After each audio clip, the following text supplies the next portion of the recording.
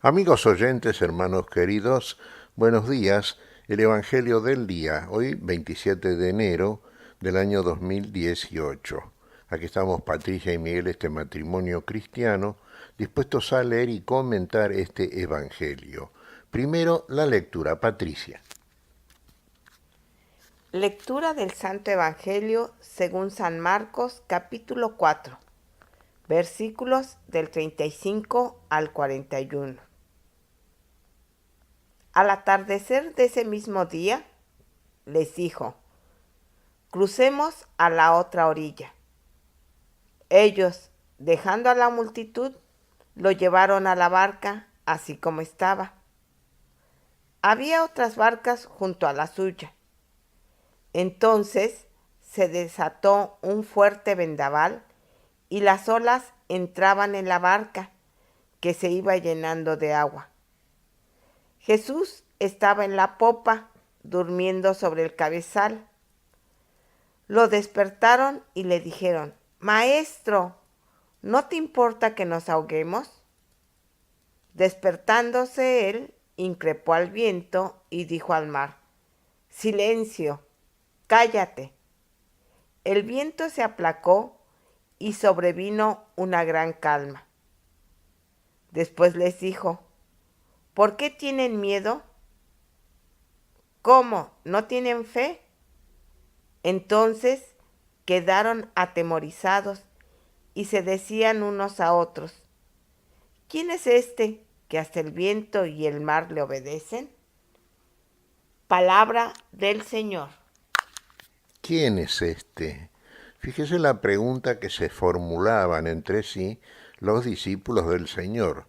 En este tiempo todavía en ellos la fe en Jesucristo era una fe todavía pequeña, ¿no? Necesitaba crecer y mucho. Se asombraron, se asombraron de lo que contemplaron realmente. Fíjese la situación. Es una situación que podíamos relacionarla como todos estos evangelios que vamos leyendo en este tiempo ordinario, precuaresmal llamémosle. Estamos acercándonos al tiempo de Cuaresma, hermanos. Y sabemos que una de las cosas fundamentales para el cristiano en el tiempo cuaresmal es aprender a superar la tentación. Tentaciones nunca nos van a faltar. Pero, como rezamos siempre en el Padre Nuestro, no nos dejes caer en la tentación. El tema es no caer, no ser superados por la tentación. Y si Cristo está despierto en nosotros, o mejor dicho, Cristo nunca duerme ni dormita. Hay otro que tampoco duerme ni dormita, sabemos, el adversario. El tema es que nosotros no nos quedemos dormidos. Y cuando aparece la situación dificultosa, muy bien ilustrada en este pasaje por el Evangelio de Marcos, no porque Marcos se le haya ocurrido relatar este episodio de esta manera, sino porque simplemente Marcos pasa a narrar un hecho que aconteció de esta forma. Sí, llega un momento en que Jesús dice a los suyos, vayamos a la otra orilla. Vayamos ya al hecho concreto ahora. Terminaba de dar una enseñanza, el Señor, por supuesto, fundamental.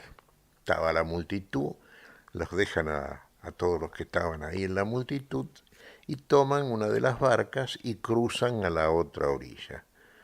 Bueno, vimos cómo es el relato, ¿no es cierto? Durante la navegación parece que soplaron los vientos, se agitaron las aguas, las olas invadían la barca, los discípulos tuvieron miedo, es lógico esto, se hundía la barca y Jesús dormía, aquí dice, en la cabecera de la barca. Van a despertarlo, el Señor despierta, amonesta al viento y al mar, cesan las olas, se recobra la tranquilidad, la calma, y todo vuelve entonces a una navegación tranquila. Y es lo que acontece, hermanos, y el mismo Señor nos dijo, vamos a tener dificultades, sin duda, sí, en esta nuestra navegación por las aguas de este mundo, vamos a tenerla porque soplan vientos. Hay espíritus que trabajan, sí, y agitan las olas, y agitan las cosas que nos acontecen. Y entonces, claro, si la fe en nosotros es una fe frágil, una fe niña, entonces, claro, vamos a tener miedo. ¿Por qué tienen miedo? ¿Y la fe de ustedes dónde está? Esto nos dice el Señor. Pensaron que se iban a ahogar, pero estaba el Señor con ellos. ¿Cómo? ¿A dónde está la confianza? ¿A dónde está la fe en el Señor? Si el Señor habita en usted, si el Señor sabemos, y es lo que proclamamos desde la fe que profesamos, el Señor está con nosotros, el Señor va con nosotros, el Señor nos guía a todos, el Señor nos habita, la vida está con nosotros. ¿Tenemos miedo entonces? ¿Qué nos dice San Juan en una de sus cartas?